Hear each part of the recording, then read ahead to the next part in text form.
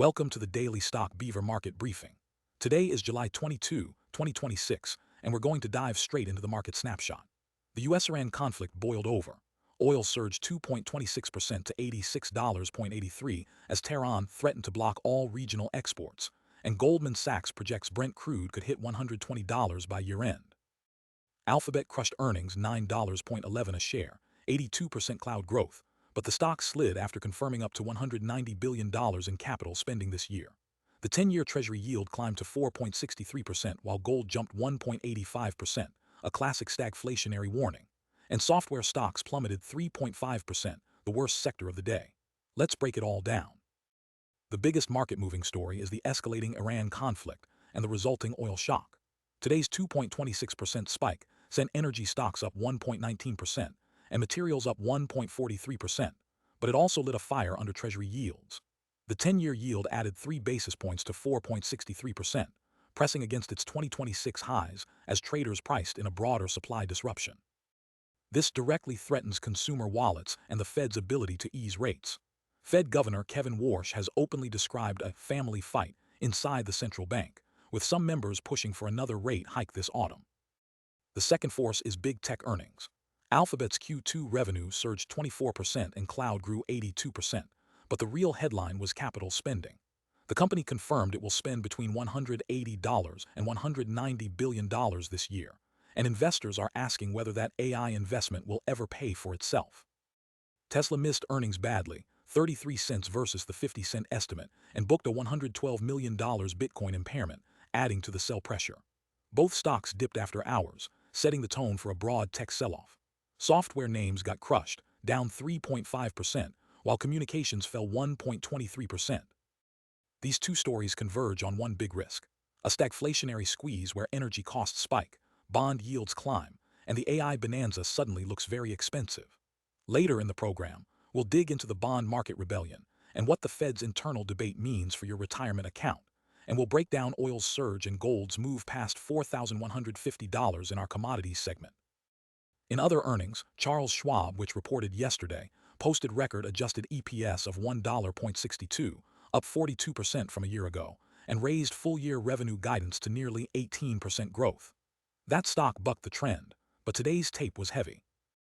So here's the big picture: stocks down, bonds down, oil and gold up, Bitcoin sliding.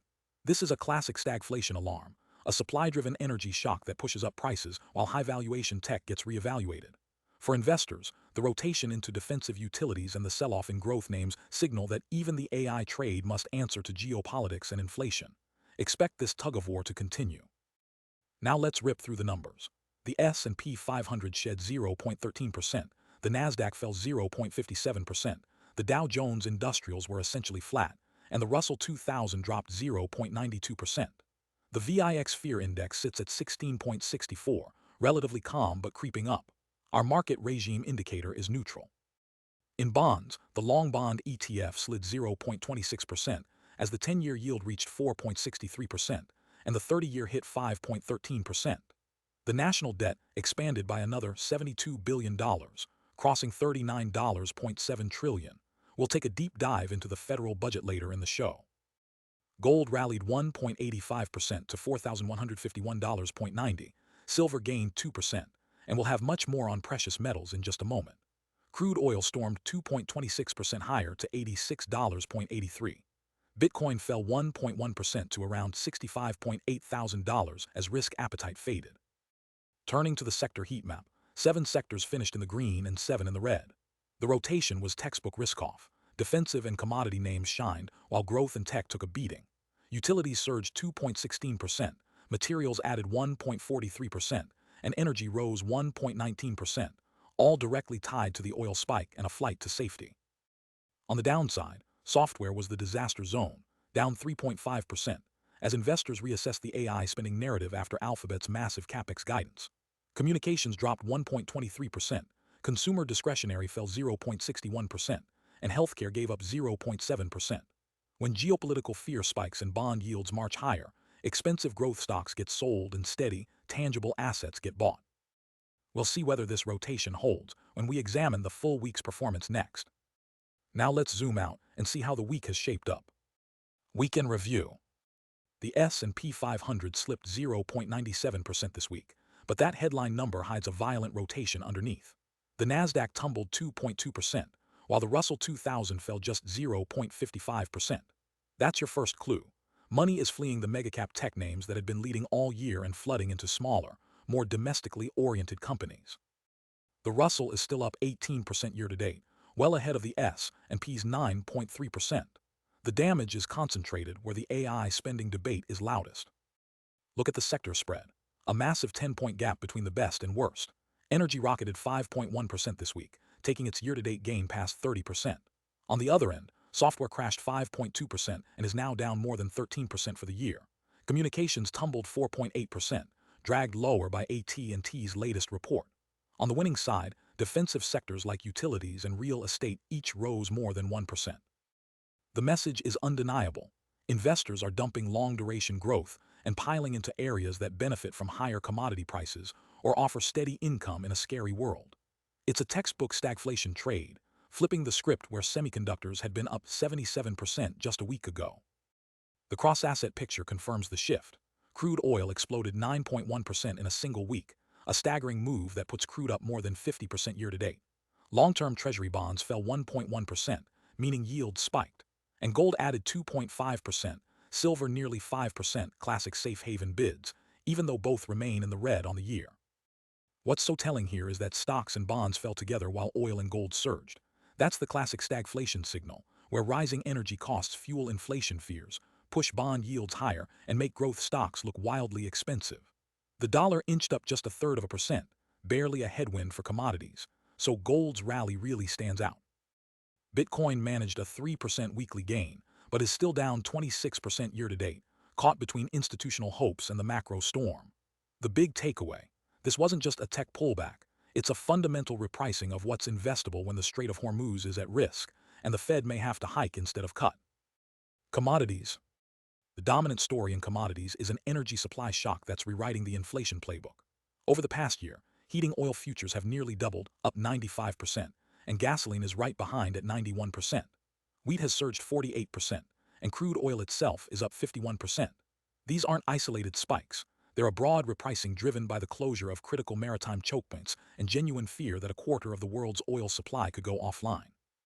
Even precious metals are wrestling with conflicting forces: gold's safe haven bid versus a strong dollar and higher rates. Let's zoom into the energy sector. Crude oil surged another 8.6% this week to $86.43 a barrel, and Brent leaped 10.5% to above $93, both hitting 6-week highs. The catalyst: the US-Iran conflict escalated, with Tehran threatening to block all regional oil exports.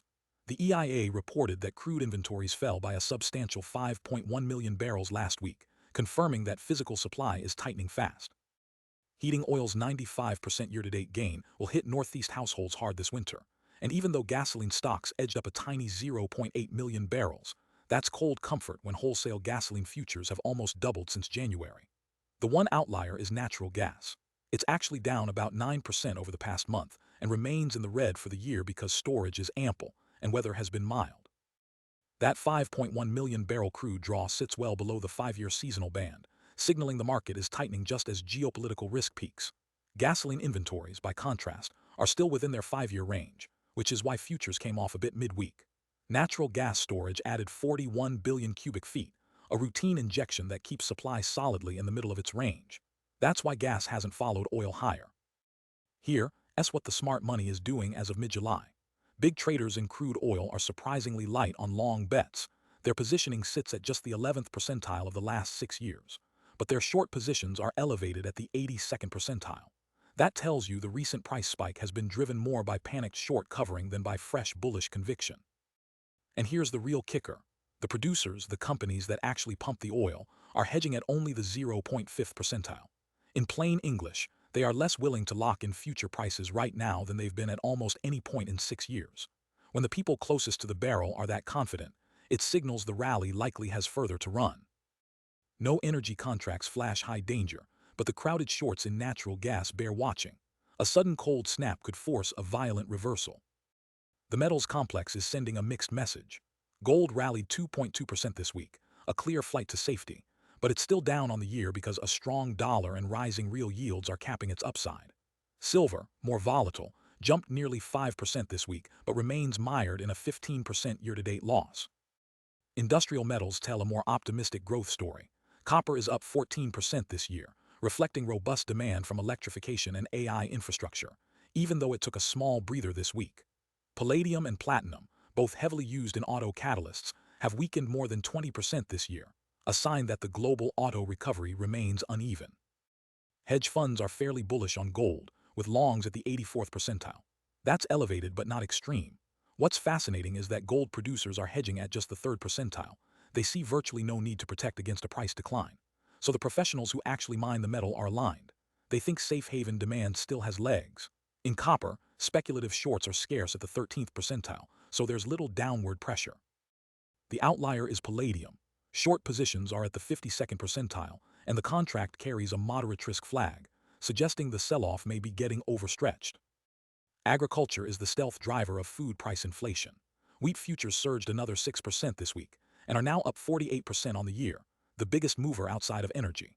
Corn, soybeans, and rice are all posting double-digit gains as the Ukraine conflict and adverse weather in key growing regions tighten global supplies. That will eventually translate into higher bread and meat prices over the coming months. Coffee, however, is bucking the trend, down 11% this year after a prior rally cooled. Professional money in the grain pits is far from extreme. Wheat is bearish, but the short side sits at only the 43rd percentile, and the trend is stable, room for more selling. Corn and soybeans are modestly bullish. The most interesting story is in cotton, where hedge fund longs are at the 52nd percentile and shorts at the 40th, a balanced but slightly optimistic view that supports the 26% year-to-date rally. No agriculture contracts are in the danger zone, which means these price trends could have more room to run before positioning gets one-sided. Currencies. The dollar's 2.7% gain this year masks a messy tug-of-war. The euro has weakened 3% against the greenback, with the ECB expected to stand pat while the Fed flirts with another hike. But the standout move is in the yen. It's lost 4% and just breached 163 per dollar for the first time since 1986. That's the Bank of Japan's refusal to raise rates quickly keeping the carry trade roaring. On the flip side, the Australian dollar has strengthened nearly 5% this year, powered by soaring commodity prices.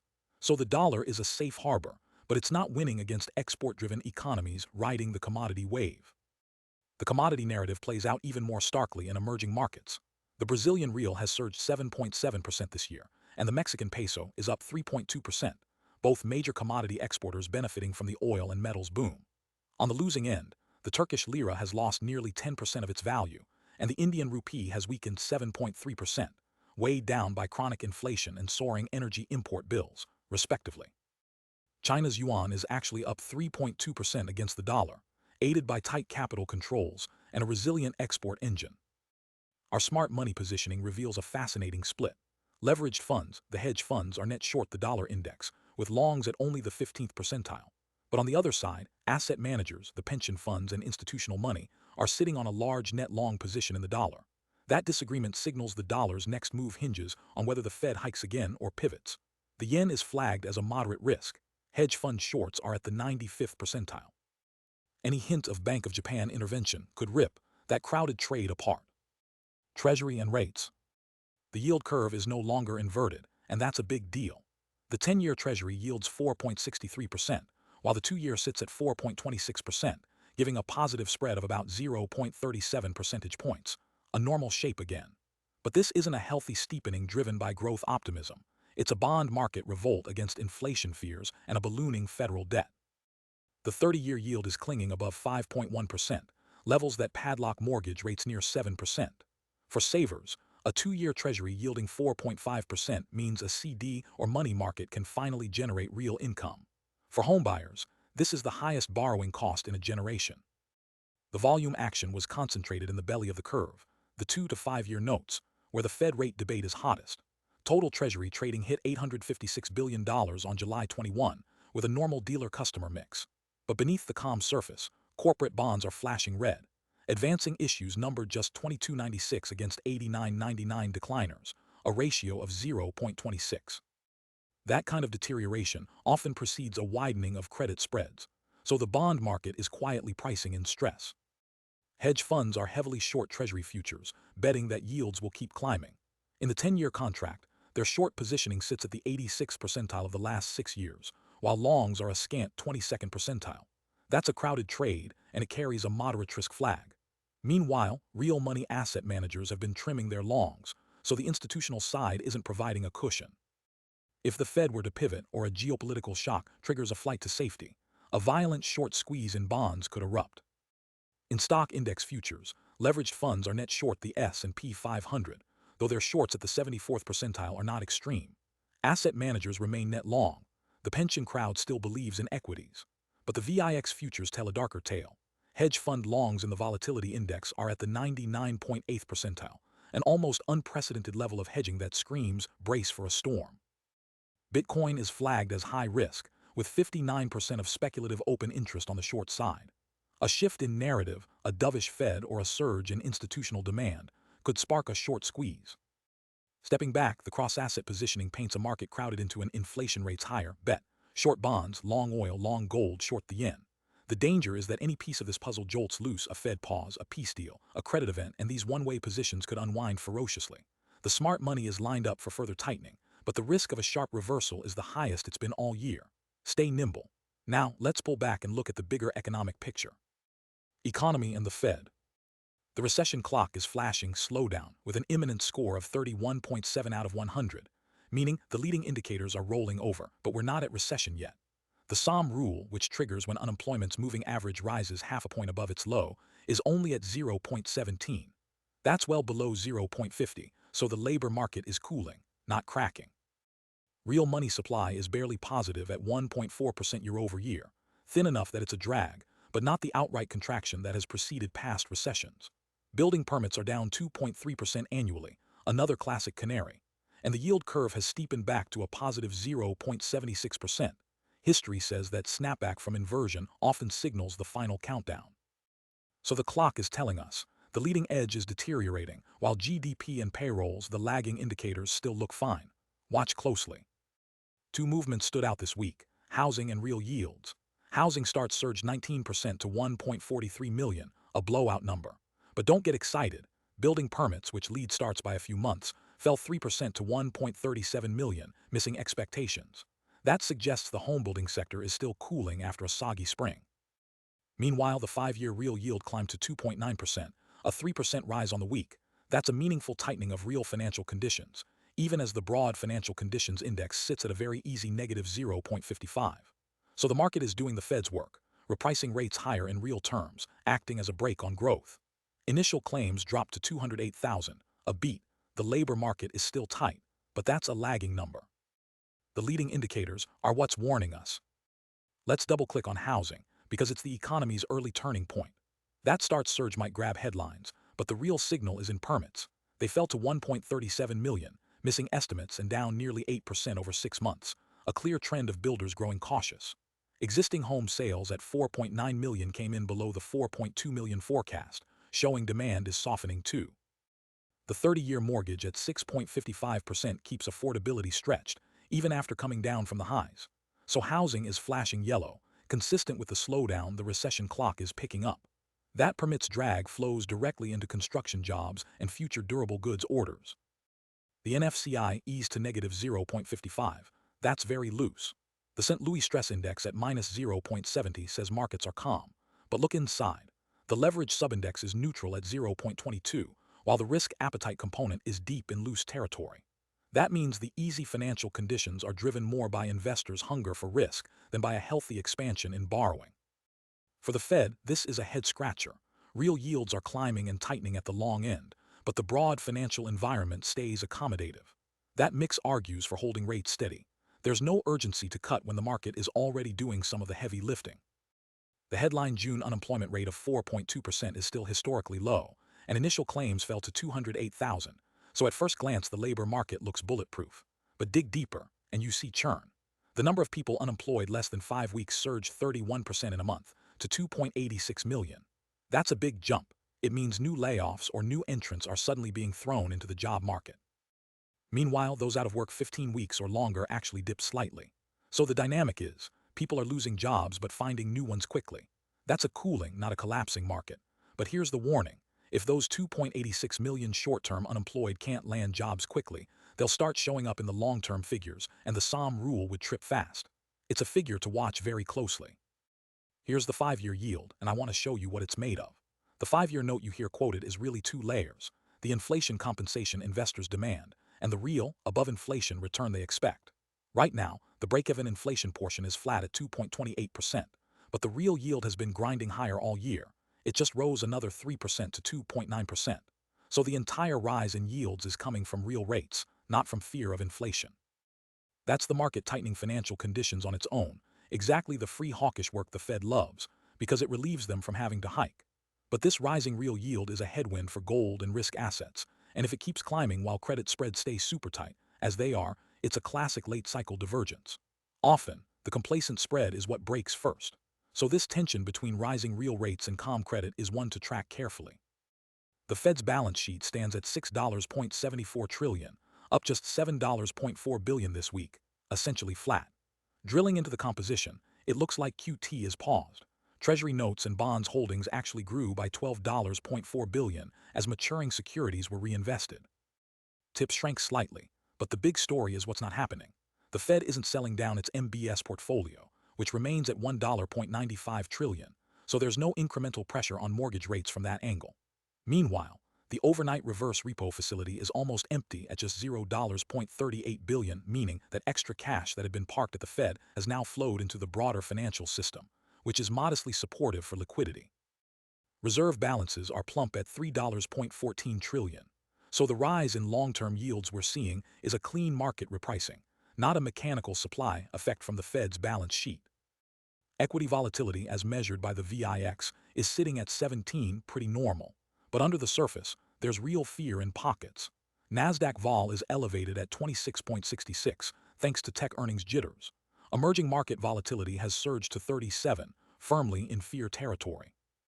And the economic policy uncertainty index rocketed to 605 this week, a level we typically only see around major disruptions like trade wars or debt ceiling standoffs. Yet, interestingly, credit markets are not panicking. High-yield spreads are just 2.69%, investment grade 0.78%, both well within their normal ranges. So the anxiety is concentrated in tech and emerging markets and hasn't spilled over into a broad liquidity crunch. That's a relief, but it also underscores that sentiment is fragile and could turn quickly. The June CPI report was a welcome surprise. Headline prices fell 0.4% month-over-month, core was flat, and the annual inflation rate dropped to 3.5% from 4.2% a month earlier. Producer prices also declined. So inflation is definitely decelerating, and that's good for the Fed. But the data doesn't fully capture the recent oil spike, so we could see some headline pressure return. Now, what's the bond market saying? The 10-year break-even inflation expectation is quietly anchored at 2.26%, barely budging. But the real 10-year yield, that's what the market demands above inflation, has climbed to 2.37%, the highest since 2009. Historically, a real rate north of 2% is where the economy starts to strain. So the Fed is on a tightrope. Inflation is moving in the right direction, but real rates are already punishing growth. That's why they're holding rates steady. They don't want to ease prematurely and reignite inflation, but they're also nervous about over-tightening. Let's look at what the consumer is actually doing. Strip out inflation, and real retail sales in June were $231.1 billion in 2017, up 3.1% from a year ago. That's a decent pace, but it's down from the stronger growth we saw earlier in the year, so momentum is cooling. The nominal number edged up just 0.2% in June, and spending outside of autos actually dipped 0.2%. So the American shopper is slowing down, not stopping. That's consistent with a recession clock in slowdown mode. And remember, the gap between nominal and real growth is the inflation tax still biting. With excess savings largely spent and borrowing costs high, the consumer engine is losing some horsepower. The May trade deficit for goods and services hit $77.6 billion, not as bad as the $130 billion blowout we saw during the tariff frontrunning last year, but still, a miss versus expectations. The goods-only gap was $105.8 billion. A strong dollar makes imports cheaper and our exports more expensive, so strong domestic demand for foreign goods keeps widening that gap. From a GDP accounting standpoint, net exports are a drag, but it also signals that the U.S. economy is still relatively resilient compared to the rest of the world. The 12-month moving average has been improving, but the recent widening suggests global trade distortions are still working through the system. Now, a look at investor leverage. FINRA's latest margin debt numbers show that investors have borrowed $1.5 trillion against their portfolios. That's a 6% jump in a month, and a staggering 49% increase year over year. Their net credit balance, cash minus what they owe, is deeply negative at over $1 trillion. When margin debt grows at nearly 50% annually, it's historically a late cycle warning. If stocks decline, that leverage can force selling and amplify the downdraft. Combined with the rising real yields we discussed, this high leverage is a vulnerability that makes the market more fragile. The year-over-year bar is still green. Leverage is building, not unwinding, but that also means the risk of a deleveraging event continues to build. The 90-day rolling correlation between crude oil and the 5-year Treasury yield has been near zero, meaning oil swings haven't been rippling into rates.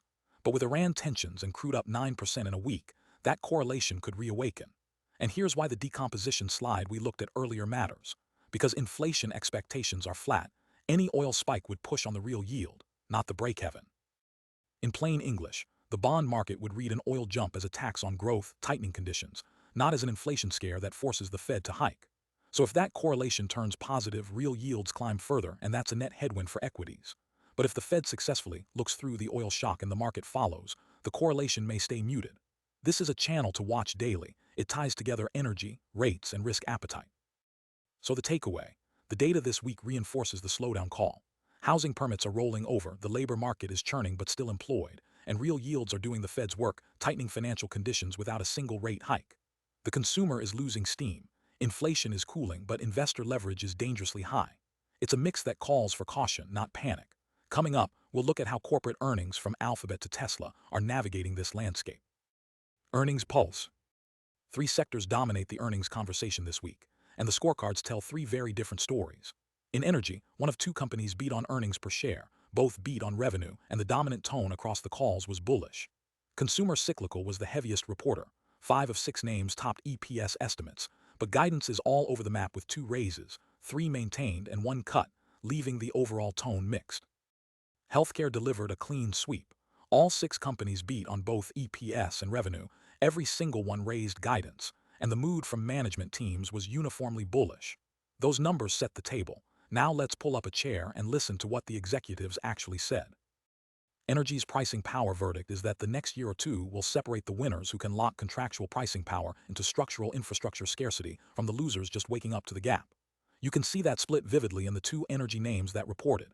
EQT, the natural gas producer, missed its EPS estimate by a couple of pennies, but blew past revenue expectations and raised full-year production guidance while cutting capital spending. CEO Toby Rice didn't mince words.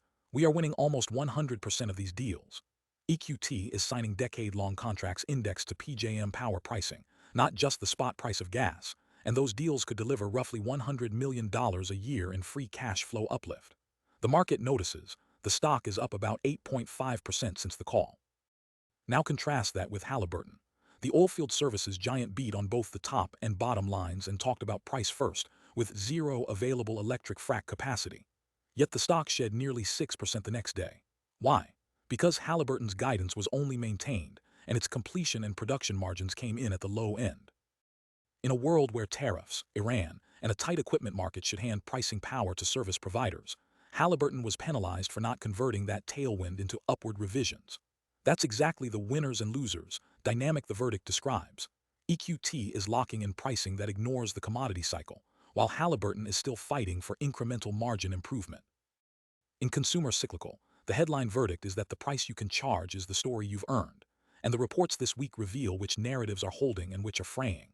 General Motors owned the holding side. CEO Mary Barra delivered what the company called its best first-half earnings ever, raised full-year guidance for the second time, and confirmed North American pricing is running about 0.5% higher for the year. GM's pickup share is above 42%, its incentives are well below the industry average, and software and services revenue is surging.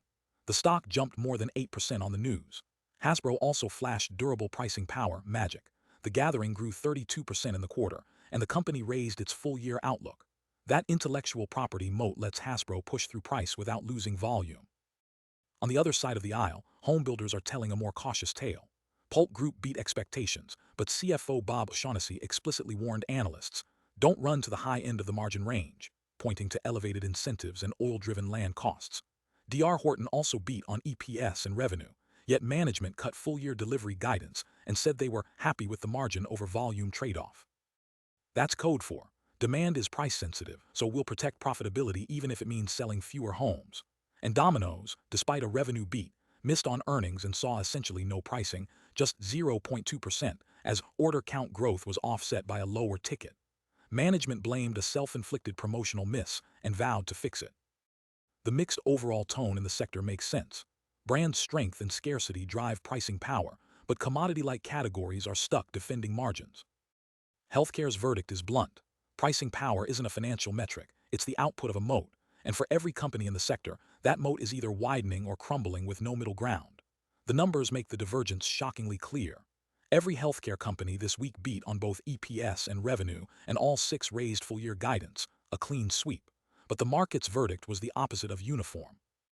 Abbott Laboratories, with its diversified mix of diagnostics, medical devices, and nutrition, posted the strongest reaction, up nearly 13% since the call. CEO Robert Ford pointed to the highest insured consumption growth in a year and a half, plus gross margin expansion, and raised guidance confidently. Johnson & Johnson, on the cusp of crossing $100 billion in annual revenue, raised its sales and profit outlook on the back of premium drug pricing power. Contrast that with Danaher and Intuitive Surgical. Danaher beat estimates and raised its full-year EPS guide, but management said it was building a hedge in the second half given the environment, citing cautious bioprocessing customers and a sluggish China. The stock fell nearly 11%. Intuitive Surgical beat handily, with procedure growth up 16%, but its tone was mixed as it acknowledged deferrable surgeries slipping due to insurance changes and pricing pressure in China. Shares dropped over 12%. The market is drawing a bright line. Companies whose moats are built on must-have therapies and commodities like nutrition are widening the gap, while those dependent on capital equipment cycles and discretionary procedures are being punished the moment they show any hint of deceleration. United Health and Elevance managed to raise guidance, but both are battling medical cost trends and commercial margin pressure, which kept their stock moves more muted. Across all 3 sectors, the cross-current is the same. Pricing power is consolidating in the hands of a few, and the market is rewarding or punishing that consolidation in real time. Energy winners are locking in contractual premiums that bypass spot prices. Consumer winners are brand-driven or experience-based. Healthcare winners own non-discretionary, patent-protected demand. For everyone else, the earnings beats didn't matter. What mattered was whether the path ahead looked wider or narrower. Now let's see how this lands on our top stock and ETF picks. Market technicals. On the year-to-date board, energy stocks have been the top gainer, up nearly 30%. Yet they aren't the most stretched according to the 14-day RSI, a short-term strength gauge. That title goes to financials, which sit at an RSI of 65 despite just a 2% gain for the year, a nervous squeeze. Breadth is moderate. About 6 in 10 S&P 500 members are above their 50-day moving average, their short-term trend line, so the rally is neither broad-based nor dangerously narrow. The risk board shows the market is still leaning toward swing-year, high-beta bets. Tech and the nasdaq 100 lead over the last 12 weeks, a clear risk-on signal. However, common names like healthcare and small caps are also near the top, hinting at a cautious split. Tech, meanwhile, stands out as the most extended. It's roughly 11% above its long-term trend, a level that usually precedes a pause or pullback, so owners of tech-heavy funds should expect some churn. On the sector scoreboard, financials and energy look stretched. Their RSI readings are above 60, and they're 4% to 5% above their trend lines, meaning they've had a strong run and could use a breather. Technology, after a sharp correction, now has a low absolute momentum score and an RSI near 42, so it's more washed out than overbought, yet it still leads on a relative basis, having smashed the market by 14 percentage points year-to-date. This gap hints at a rotation. The froth that drove tech earlier is quietly shifting toward financials and energy, while consumer discretionary and communications remain beaten down and out of favor. Deep value is the most loved style right now, parked in the top right with strong absolute and relative momentum. Its tail has been hugging that extreme corner for 5 weeks, so it's overdue for a cooling-off period. In the bottom left, gold and long bonds are washed out, with deeply negative scores. These are the consensus trades that could spring to life if the environment suddenly flips.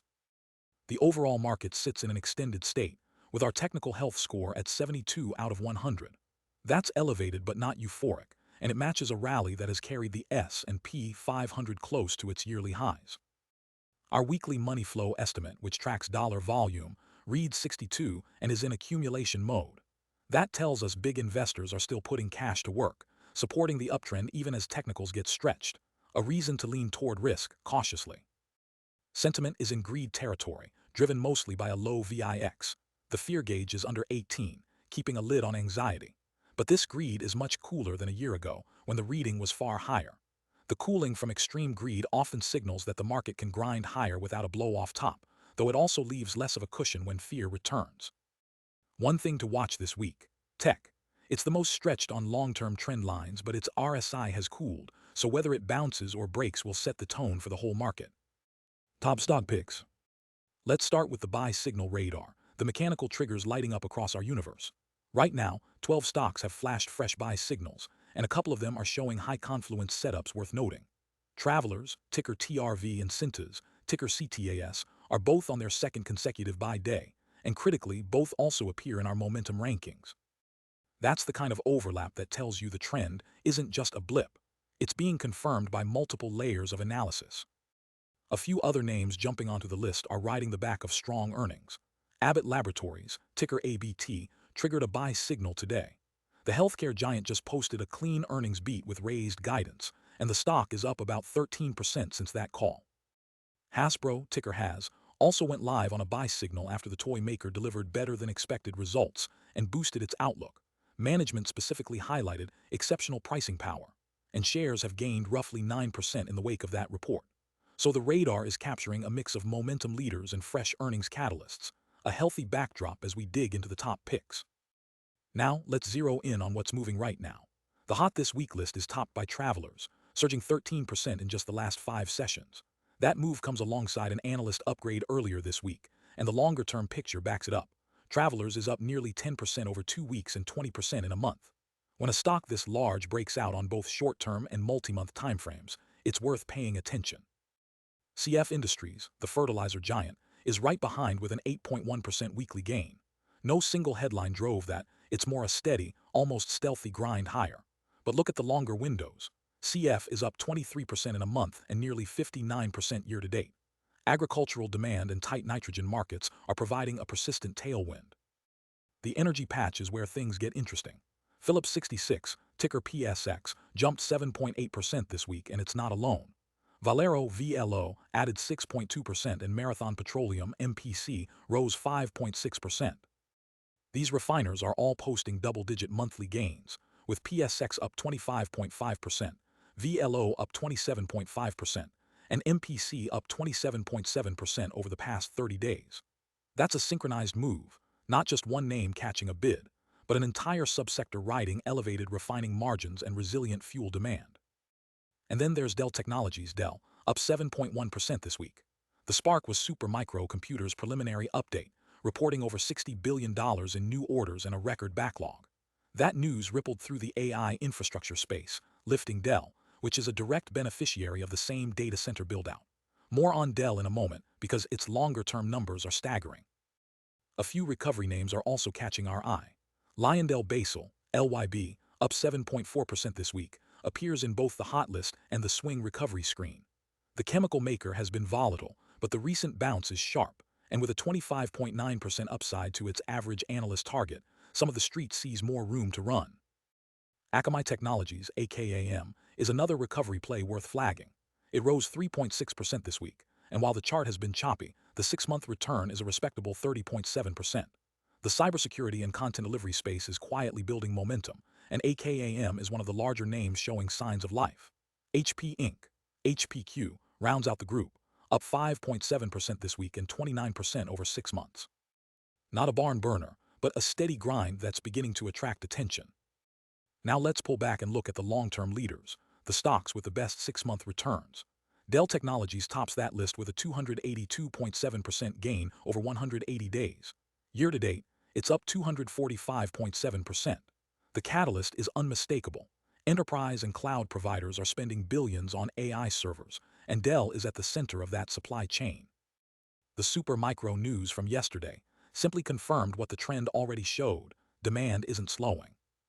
Advanced Micro Devices, AMD, is next with a 112.7% 6-month surge and 147.2% year-to-date.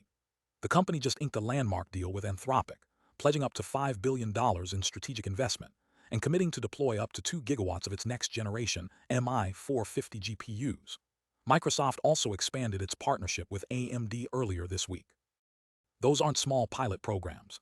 They're massive, multi-year infrastructure bets that anchor AMD's revenue trajectory for years.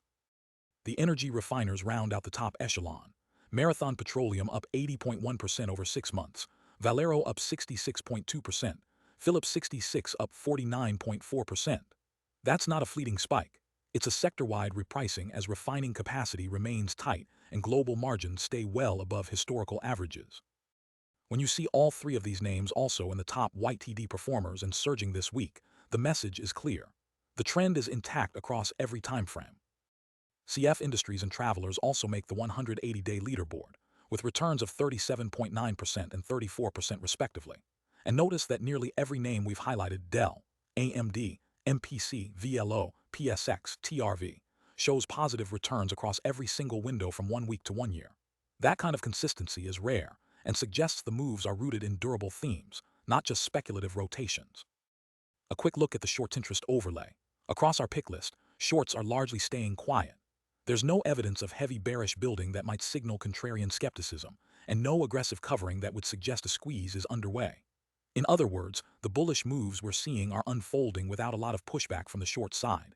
The trends aren't being faded, and that typically allows them to run a bit smoother.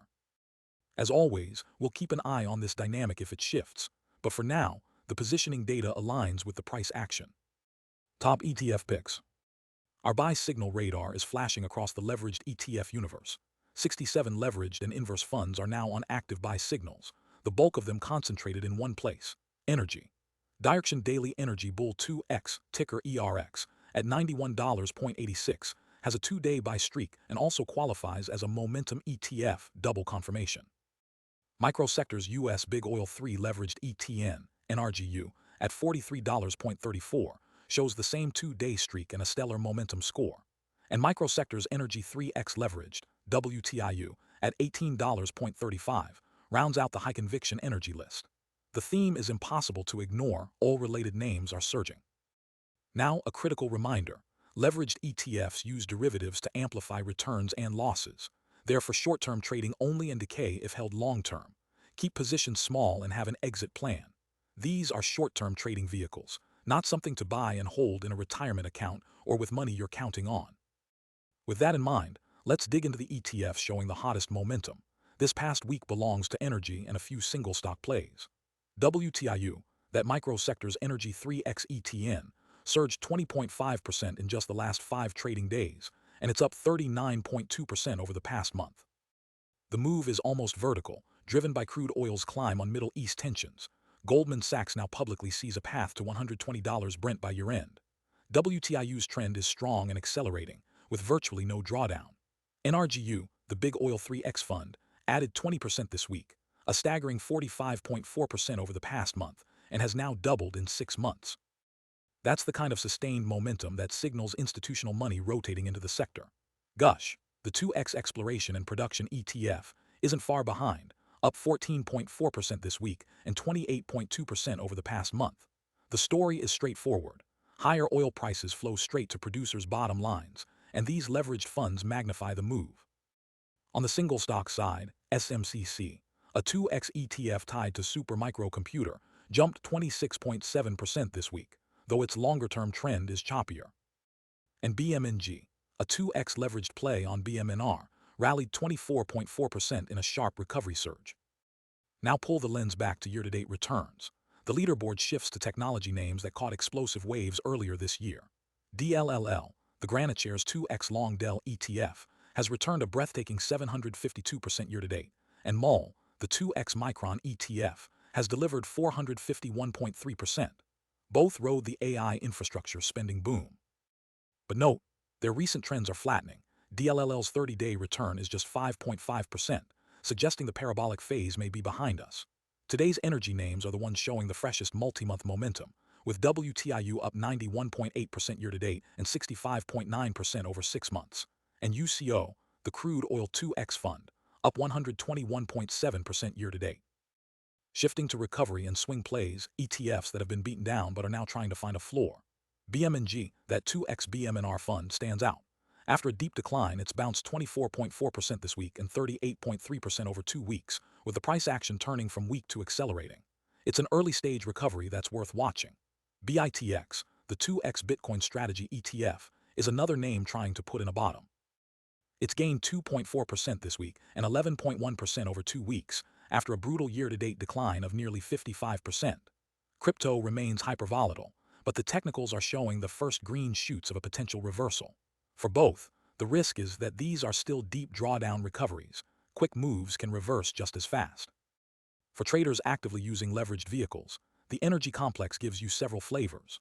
OILU, the 3x Oil and Gas Exploration and Production ETN, gained 14.8% this week and 26.5% over the past month, with a marked bullish crossover and prices holding above the 20-day and 200-day moving averages, a textbook strong uptrend.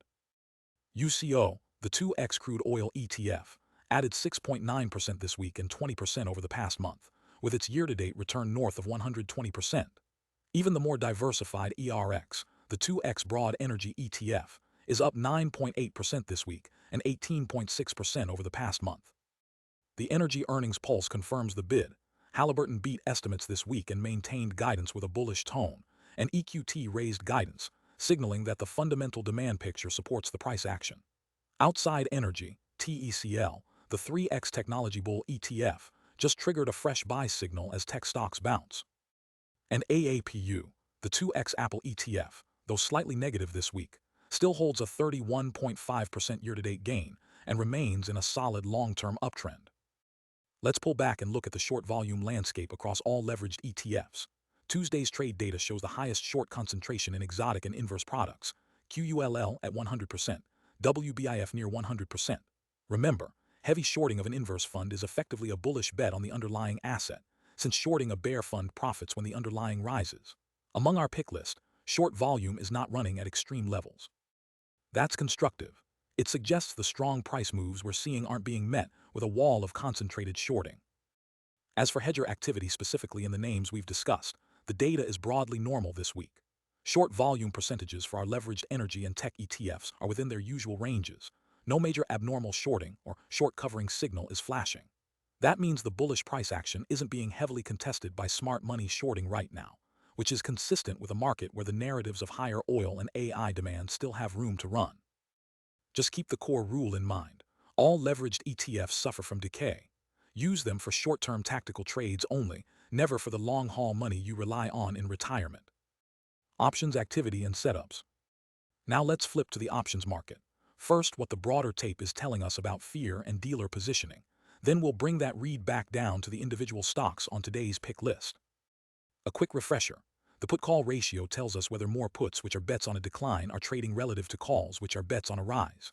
A reading above 1 means more puts, a cautious, sometimes defensive posture. Today the aggregate ratio across SPY, QQQ, and IWM landed at 1.19, with all three above 1. SPY alone printed a 1.16, QQQ 1.23, and small cap IWM 1.27, so the cautious tone is broad. Now contrast that with the SPY 25 delta skew. Think of skew as the cost of crash insurance, out of the money puts versus out of the money calls. That spread today is just 4.5 points, well inside the normal range. Crash insurance is cheap, almost the same price as upside lottery tickets. So the sentiment gauges are giving us a mixed picture. Volume is defensive, but the pricing of fear is relaxed. Now to the dealers, the market makers who actually sell us these options. Their hedging can either dampen volatility or amplify it, depending on whether they're long or short gamma. When they're net long gamma, they act like a shock absorber, buying dips and selling rallies. When they're net short gamma, they become an amplifier, selling into weakness and buying into strength. The dividing line is the gamma flip price. Today, all three major ETFs are net short gamma, with their spot prices below those flip levels, meaning the amplifier is switched on. SPY holds a net negative gamma of about minus 287,000, with its flip point up at $764, well above the current 747. QQQ is similar. Spot at 705, flip at 742, negative gamma deployed. And IWM, the small cap proxy, is arguably the most stretched. Net gamma minus 564,000 with a flip at 311, far above the 294 spot. There's also a pinning dynamic from Max Payne, the strike where the most options expire worthless, often acting like a magnet. QQQ's Max Payne sits exactly at 705, right where we trade. SPY's max pain is 746, essentially spot. So options positioning is tugging these indices toward those strikes, but with short gamma supercharging any breakaway. The sector volatility map flags where option premiums are rich or cheap relative to recent realized moves. The standout on the rich side is communications, tracked by XLC. Its implied volatility is running at a 1.43 multiple of its 30-day realized volatility. Traders are paying up for protection, suggesting they expect more drama than the sector has recently delivered. On the cheap end, gold via GLD has an IV to HV ratio of just 0.83. The options market is pricing in less movement than gold has actually shown, which points to a sleepy metal right now. Semiconductors, SOXX, also land in the cheap bucket at 0.92. That doesn't mean semis aren't moving. They are, but the volatility that's already happened outpaces what options currently price. Option sellers aren't getting the rich premiums they could. The unusual activity scanner caught several names with outsized volume, but note that none of them share a badge from our other podcast sections today. No overlap with ETF Picks, momentum flags, or insider activity. That said, the flow itself is worth highlighting. Oracle, ticker ORCL, saw over 84,000 options change hands with a put-call ratio of 0.9. That's about 11 calls for every put. Extremely bullish sentiment on a day when the broader tape is nervous. SLV, the silver ETF, also printed a bullish 0.23 ratio on decent volume. And QCOM, Qualcomm, followed with a 0.15 PCR. On the flip side, IWM options showed a bearish skew with a 1.76 put-call ratio, which aligns with that heavy short gamma we just discussed in small caps. For anyone running a covered call strategy, the scanner also surfaces names where implied volatility is elevated enough to make selling calls worthwhile. ARM Holdings leads the list with implied volatility at 104%. That translates to about 78% annualized if you sell a call 15% out of the money. Marvell Technology, MRVL, offers a 71% annualized yield at similar strikes, and Micron Mu around 67%. These are high beta semiconductors, so the premium is rich because the stocks can move that much. A covered call will cap your upside on exactly the rallies that could bail out a drawdown, so position size matters. Now let's bring that backdrop down to our picks. We pre-screened every confluent ticker from today's data, 10 names in total, for a gamma squeeze or bullish positioning setup. The result, 0 qualified. That's actually a useful signal, and here's why. The scorecard you're looking at shows only the picks where options activity leans bullish. Today, it's empty. Every confluent name either failed the strict gamma squeeze checklist or had neutral to bearish positioning, so nothing made the cut. When the options market isn't adding a structural tailwind to our picks, it means the tape is more about fundamentals than positioning right now. That's fine. It sharpens the focus on the other signals in this episode. A quick tour of the checklist so you recognize it next time. A classic gamma squeeze setup requires 4 conditions. The stock must be trading below its gamma flip. That's where the amplifier kicks in. Dealer gamma must actually be negative. There needs to be a call wall 3 to 15% above spot to provide a target with room to run, and a put wall in that same zone to act as a floor. Today, none of our confluent names hit all 4. For instance, some had extremely bullish put-call ratios, but the call wall was too close, effectively capping any squeeze. Others had negative gamma, but the flip point was too far away to engage the amplifier. There's also a second, softer bucket, bullish bias without the full checklist. Those names simply show more upside dealer flow than downside. Even that bucket was empty today. So the takeaway is straightforward. Options positioning isn't gunning for higher prices on our list this session. Because we have 0 qualifying candidates, the gamma setup chart is blank. There are no price level maps to decode. And the positioning card is likewise empty, which means we'll skip the deep dive on individual names. But the absence of a squeeze read is itself a piece of market intel. It tells us the options tailwind isn't blowing for our picks today. Remember, all of this is positioning context, not a trade recommendation. It's a tool for sizing up the environment. With that baked in, let's check in on Congress, what our elected officials were buying and selling this week. Congressional Trading. Just disclosed in new filings, Senator Jerry Moran purchased Alphabet, ticker GOOGL, on June 23rd, a position worth between $1,000 and $15,000.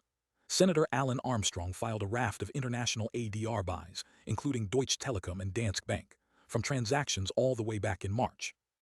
Over in the House, Representative James Hims sold chunks of ExxonMobil, Home Depot, and Bank of America on July 20th, each in the $15,000 to $50,000 range. And Representative Dan Newhouse made a flurry of moves, selling Nvidia and Eli Lilly while picking up Uber and Micron. Zooming out to the weekly activity, the big story is a cluster of Alphabet selling in the House. Three members, Dan Crenshaw, Thomas Keene, and Dan Newhouse, all sold GOOGL this week, totaling 4 trades. That's an unusual concentration, especially right as Alphabet's earnings were set to be released. In the Senate, the only cluster was selling of Procter & Gamble, with both Alan Armstrong and Tommy Tuberville exiting. Looking at the full 30-day picture, Congress remains a net buyer, though the Senate's buy-to-sell ratio is much more lopsided than the House's. And there are some striking cross-chamber splits. The House has quietly been accumulating Nvidia, 3 members building positions, while the Senate showed net selling. United Health is the mirror image. The Senate has been buying, while the House has sold. And that heavy House selling of GOOGL sits opposite Senator Moran's well-timed purchase. As always, treat these disclosures as long-term signals, not day trade plays. Insider activity. 2 insiders at Elevance Health, ticker ELV, bought shares this week. CEO Gail Boudreaux and Director Ramiro Peru collectively put $1.37 million into the stock. Boudreaux's open market purchase came after the company raised its 2026 earnings outlook, signaling confidence from the top. That kind of cluster buying, multiple executives reaching into their own pockets at the same time, is one of the strongest bullish signals available to individual investors. Meanwhile, across the market, insiders have sold nearly 800 times for every single buy over the past 2 weeks, a ratio of 0.2. Outside the major indices, 2 mega buys stood out this week. Sumitomo Mitsui Financial Group poured more than $318 million into Jefferies Financial Group, ticker JEF. That's a corporate insider making a massive vote of confidence in a mid-cap investment bank. Separately, Prudential Financial put $60 million into Tortoise Energy Infrastructure, ticker TYG, a closed-end fund focused on energy. When insiders write checks this large, especially in stocks you don't see in the headlines every day, it's worth paying attention. Insiders know their companies best, and a $50 million plus buy is about as clear a signal as the market ever gives. Federal budget. Let's start with the monthly scorecard. Through July 21st, the government ran a $219 billion deficit, $17 billion worse than the same month last year. Revenue of $246 billion was no match for $465 billion in outlays. The big spenders, health and human services at $161 billion, Social Security at $98 billion. But the number that should grab your attention is the $100 billion plus that went to interest on the debt in the most recent full month. That's more than everything the Pentagon spent in June, making interest the third largest monthly budget item. A single-day $3.4 billion defense miscellaneous payment is a footnote next to that. We're watching the budget get reshaped by borrowing costs in real time. A 6.4% improvement in the year-to-date deficit sounds like good news, until you realize the country has still run a $1.25 trillion deficit in 10 months, and the full-year pace points to $1.82 trillion. That would have set records before the pandemic. The decade view explains why. Outlays have surged from roughly $4 trillion to nearly $6 trillion, and they never came back down after COVID. Revenue growth hasn't kept up, creating a structural gap. And the fastest-growing item, interest. It came in at $1.15 trillion in fiscal 2024, rose to $1.27 trillion last year, and is on track for $1.39 trillion in 2026. That's the cost of carrying this debt load at rising rates, and it's why even steady revenues can't close the deficit. That interest bill is the direct consequence of the national debt, now $39.66 trillion. The last trillion was added in just 4.8 months, the fastest clip yet, and at $96,000 per second we're projected to hit $50 trillion by August 2029. Translating that into personal terms, each citizen's share is over $118,000, per taxpayer, $264,000. Against the economy, the debt-to-GDP ratio has climbed to 123%, well past the 100% threshold that signals fiscal stress. When you combine that scale with rising interest rates, you get the budget-busting interest bills we just outlined.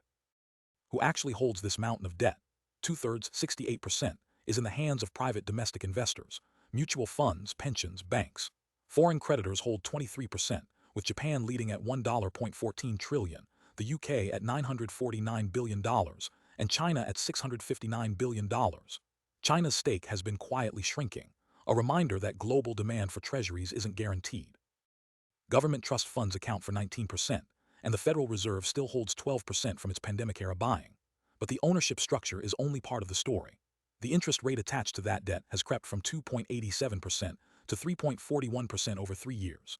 Apply that to $31 trillion in marketable securities, and you get an annual tab well above $1.4 trillion, now a top 3 budget category. The real danger, though, is in the timing. Roughly $7.4 trillion, about a quarter of marketable debt, matures or reprices within 12 months, mostly T-bills and floating-rate notes. It's the fiscal equivalent of an adjustable-rate mortgage. Every quarter-point rate hike adds $18.5 billion in annual interest costs. A full point adds $74 billion. That additional interest widens the deficit, forcing more borrowing, which generates even more interest, a self-reinforcing doom loop. With benchmark yields on the rise and the Fed contemplating further hikes, that loop is tightening.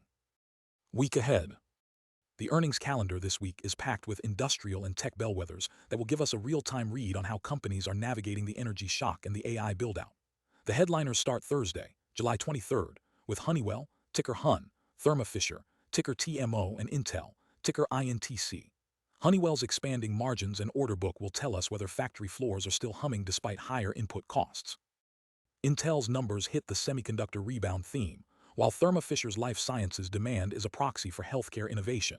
That same day we'll hear from Blackstone, Lockheed Martin, and Comcast, each touching critical sectors: private credit, defense, and media. Friday, oil services giant Schlumberger, ticker SLB, steps up.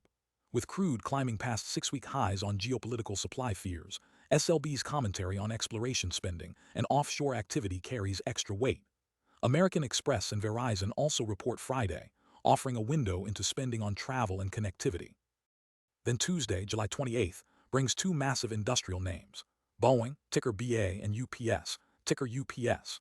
Boeing's production cadence and defense backlog are front and center given the Pentagon's modernization push, while UPS's volume data is a clean gauge of the consumer and business shipping pulse.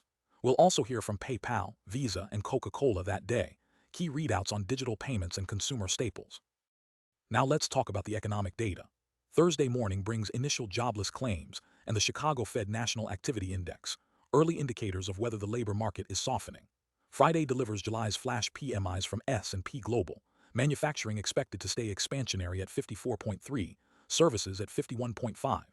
New home sales for June are also on Friday, with consensus seeing a rise to 610,000. Monday, July 27th, is the high-impact durable goods orders report. After a 4.5% drop in May, the June reading is forecast to rebound 2.3%, a critical test of the industrial recovery story. And Tuesday, the Conference Board's Consumer Confidence Index for July arrives, giving us a measure of how households are coping with elevated gas prices and stubborn inflation. On the IPO calendar, 3 new names worth flagging. Scribe Therapeutics, ticker SCTX, is a gene-editing biotech aiming to raise about $107 million on the nasdaq, with shares priced between $13 and $15. American Battery Materials, ticker BLTH, uplists to the NYSE American, tapping into the critical minerals and direct lithium extraction theme. And digital services firm Ticketplus, ticker TP, formerly Teleperformance, is also set to make its public debut. It's a full docket. I'll be right here sorting the signal from the noise as the numbers hit. As we near the end of the podcast, the key takeaways are: even the most powerful AI growth narratives are being tested by surging energy costs and a defiant bond market. Watch the 10-year Treasury yield tomorrow. If it breaks higher, the rotation out of tech could accelerate sharply. For all the charts and data we covered, visit stockbeaver.com. Thank you for listening, and I'll see you tomorrow.